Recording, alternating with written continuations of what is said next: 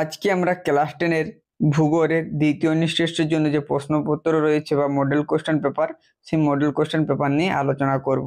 তো চলো শুরু করি। প্রথমে রয়েছে এর যে সিলেবাস রয়েছে দ্বিতীয় টেস্টের জন্য, কি কি বায়ুমণ্ডল, বায়ুমণ্ডল আর ভারতের অর্থনৈতিক পরিবেশ। দ্বিতীয় টেস্ট সময় রয়েছে 1 ঘন্টা 20 মিনিট, পূর্ণমান রয়েছে 40। গ্রুপ এ এখান থেকে রয়েছে কি বহু বিকল্প ভিত্তিক প্রশ্ন 10টি।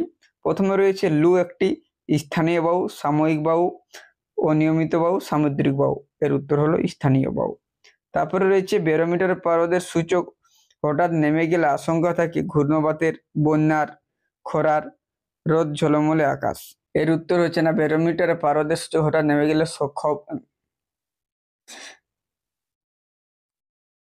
এর উত্তর হচ্ছে ব্যারোমিটারের পারদের সূচক হঠাৎ নেমে গেলে এর যে খুব ঝড় বৃষ্টির কিন্তু সম্ভাবনা রয়েছে, ওটা ঘূর্ণবাতের সম্ভাবনা রয়েছে। তারপরে হচ্ছে মরা কোটাল হয় অমাবস্যা তিথিতে, পূর্ণিমা তিথিতে, শুক্ল ও কৃষ্ণপক্ষের অষ্টমী তিথিতে, কোনোটি নয়। এর উত্তর হলো শুক্ল ও কৃষ্ণপক্ষের অষ্টমী তিথিতে। তারপরে রয়েছে ভারতে প্রথম মেট্রো রেল চালু হয় দিল্লি, চেন্নাই, কলকাতা, মুম্বাই। এর উত্তর হলো কলকাতা। তারপরে রয়েছে কোন শহরকে চা বন্দর বলা হয়? কলকাতা, মুম্বাই, চেন্নাই, বিশাখাপত্তনম। এর উত্তর হলো কলকাতা।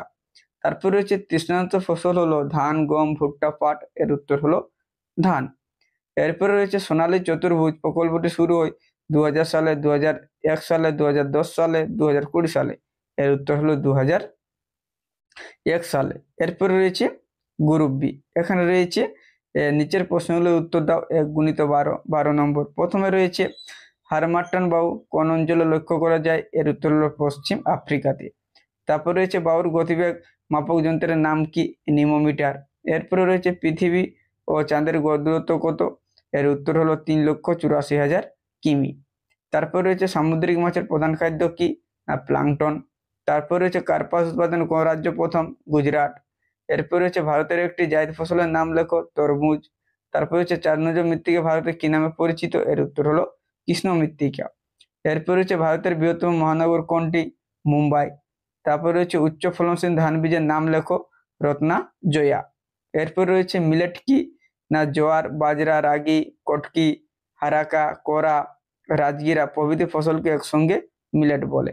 তারপর রয়েছে ইক্ষু গবেষণা কেন্দ্র কোথায় অবস্থিত? না লখনৌ। তারপর রয়েছে NH1 এর বিস্তৃত লেখো। না এর উত্তর হচ্ছে দিল্লি থেকে অমৃতসর। এরপর রয়েছে গ্রুপ সি। এখানে রয়েছে নিচের প্রশ্নগুলির উত্তর দাও। 3 × 2 6। প্রথমে রয়েছে বান ডাকার কারণগুলি লেখো। তারপর রয়েছে পার্থক্য লিখো উষ্ণ সমুদ্র স্রোত আর শীতল সমুদ্র স্রোত, খুবই কিন্তু গুরুত্বপূর্ণ রয়েছে। তারপর রয়েছে উষ্ণতার তারতম্যের বিচারে বায়ুমণ্ডলের স্তর বিন্যাসগুলি দেখাও। এরপর রয়েছে ভারতের নগরায়নের প্রধান 3টি সমস্যা লেখো। এরপরে রয়েছে গ্রুপ ডি, যেখানে রয়েছে 5 নম্বরের প্রশ্ন। প্রথমে রয়েছে বায়ুচাপের তারতম্যের নিয়ন্ত্রকগুলি সম্পর্কে যা জানো লেখো। তারপর রয়েছে পার্থক্য লেখো ঘূর্ণবাত ও প্রতিভ ঘূর্ণবাত, বিশ্ব উষ্ণায়নের প্রভাব লেখো 3টি। তারপরে রয়েছে ভারতের কৃষির উল্লেখযোগ্য বৈশিষ্ট্য ও সমস্যাগুলি লেখো। তারপর রয়েছে গম চাষের অনুকূল ভৌগোলিক পরিবেশ সম্পর্কে যা জানো লেখো। এখানে শুধু গম নয়, তোমরা এছাড়া চা, কার্পাস, ধান যেগুলি রয়েছে সবগুলি কিন্তু করে রাখবে। তারপরে রয়েছে এরপরে রয়েছে পশ্চিম ভারতে পেট্রোরসায়ন শিল্পের অধিক উন্নতির কারণগুলি ব্যাখ্যা করো। তো এই ছিল তোমাদের ক্লাস 10-এর দ্বিতীয় টেস্টের জন্য ভূগোলের যে মডেল কোশ্চেন পেপার, সেই মডেল কোশ্চেন পেপার।